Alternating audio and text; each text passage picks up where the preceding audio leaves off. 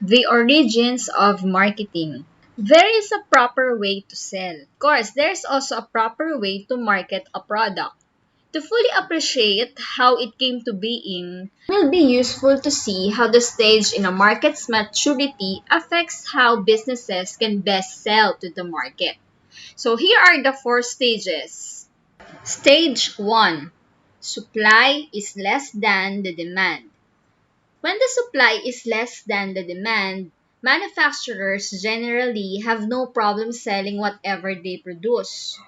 Kasi nga naman, ang dami ang may kakayanan na bilhin yung product. Market is hungry for the product and has the disposable income to pay for it.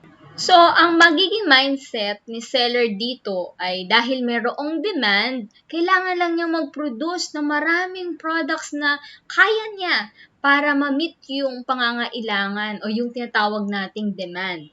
And this mindset is called product orientation. Pero dahil mataas ang demand, marami ang magsusulputan ng mga competitors dahil gusto nila na makipag-compete sa potential huge market. At dyan papasok ang stage 2. Supply is less than demand, kaya mayroong competition growth. This entry of competitors leads to innovations as challengers strive to make their offerings different enough. Kaya i-improve nila yung kanilang quality, yung features dadagdagan nila, dapat mas sila, maganda yung design, lahat ng ito para masabi nila na yung product nila ay iba at mas maganda para yun yung pipiliin mo. Many passionate entrepreneurs operate this way, sincerely believing that if they can make the best product out there, then the market will come storming into their doors. At dahil marami na ang nagtitinda ng pare-parehong produkto, papasok naman tayo sa stage 3. Supply is greater than demand. When businesses begin to crowd into a limited market space, then competition can get quite fierce. And in such cases, it is the sales force that may best come to the rescue.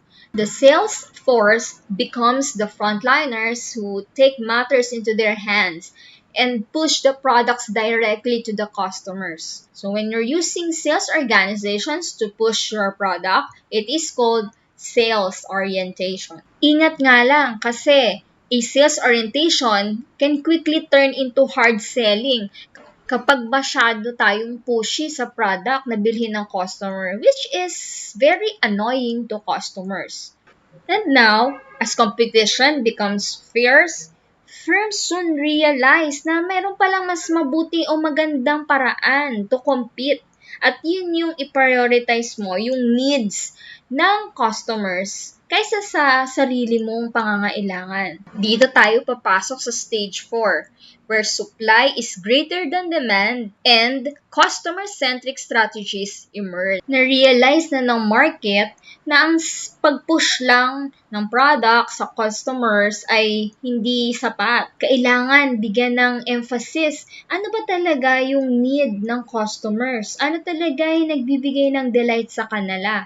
And in doing so, nagkakaroon ng relationship. This is what being customer-centric means. Now, when the firm's mindset moves to this sphere, then this is the starting point for a marketing orientation. The marketing orientation begins with identifying and understanding a particular target market. Because, to put it plainly, you cannot please everyone. Kaya alamin mo ano ba talaga, sino ba talaga ang target mo, what particular age group, what particular income segment, what are their interests, attitudes, and lifestyles, what do they really need. It's a good thing to know that a well thought out marketing strategy could hopefully lead to products that delight customers, leading them to become loyal patrons who will buy products from your company again and again. Remember that happy customers are an asset because they will tell an average of around 5 people about their delightful experience. O, di ba? May share nila yun sa iba. Masasabi nila na okay, maganda tong product na to. And of course, makakatulong yon para madagdagan ng sales. Tandaan, that making customers loyal and getting them to be satisfied repeat buyers is the end result that marketing seeks to accomplish. Kung ikaw at yung katabi mo, pareho kayong merong burger, may sense ba kung magpalitan kayong dalawa? Probably not. Mainly because neither of you would gain anything out of such a move. Nagsayang ka lang ng effort at ng oras pag ginawa mo yon. But think about it. What this implies is that the only reason you would want to exchange one thing for another is if that the other thing offers more value to you than the item that you currently have. The same principle lies at the heart of marketing transactions. Kaya may palitan na naganap kasi that person or a person feels better off after the exchange. And marketing is all about fostering such positive exchanges. It is imperative that the customers feel better off after a transaction. Because otherwise, mararamdaman lang nila na sana sa iba na lang nila ginamit yung pera para ipambili. A feeling which will prevent them from becoming loyal customers. Siyempre, hindi maganda yun. Ayaw natin yun. That's why we have to consider yung naramdaman ng customer at wag nilang maramdaman na yung pera nila ay napunta lamang sa walang halaga o hindi worth it. Yung pinaglaanan nila ng pera. At nabanggit na nga natin yung halaga, so let's talk about value. What gives value to a product? O kailan ba nagkakaroon ng halaga ang isang produkto? Consumers generally value a product or service when it provides them with utility. O kapag ito ay mayroong silbi, may gamit, useful siya, o may saysay. Kaya pag-usapan natin, ano yung 5 economic utility that can be offered by products and services. The 5 kinds of economic utility that can be offered by products and services are as follows: form utility, place utility, time utility, possession utility, and information utility. Form utility is experienced when a product, by its very form, saves the consumer from the effort of having to make the product himself.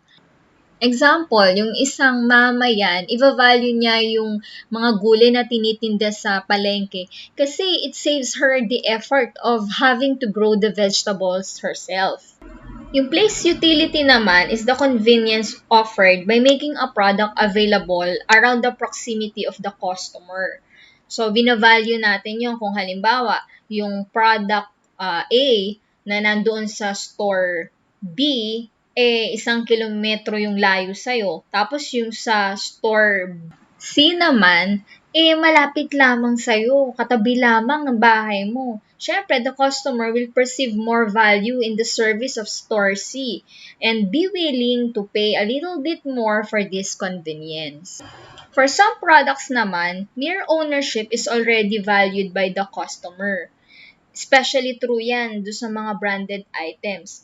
And yung mga nagbibidding, kung saan, basta magkaroon lang sila nun, it gives value to them. Kaya, they are willing to raise the value of that item based on how valuable ownership is deemed to be. And finally, information utility. Knowing certain things about the product can already imbue it with value. For instance, yung recognized brand, alam mo na, tiwala ka na rito, at na-advertise talaga siya, kaya informed ka, assured ka dito sa product na ito. So, yung information na to, ang nagbibigay ng value dun sa product na yon. So, marketers, do your best to create value for your product. That will surely benefit your customers. Remember that marketing is all about building long-term relationships. Therefore, it is not a marketing idea to make money as quickly as possible at the expense of that relationship. Relationship marketing is about building long-term relationships with customers through a better understanding of their specific needs and through interactions that build emotional bonds.